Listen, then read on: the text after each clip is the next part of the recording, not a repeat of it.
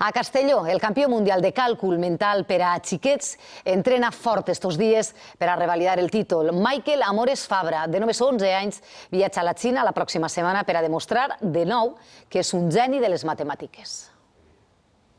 Quédense amb la seva cara, perquè promet ser un dels genis d'este segle. Amb 9 mesos ja feia trencaclosques i en començar l'escola ja era un apassionat de les matemàtiques. Desde casa al colegio hacía sumas y restas mentales. Amb només 11 anys ja és campió mundial de càlcul mental.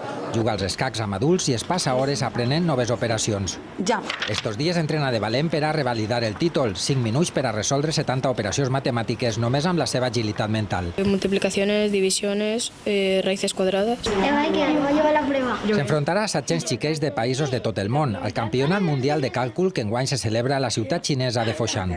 Però per a ell pujar al podi és secundari. No tengo nervios. Espero ganar, pero si gano bien y si no la experiencia. Perquè per a Michael les temudes matemàtiques són un joc de xiquets. ¿Cuánto te quiero, Dios mío?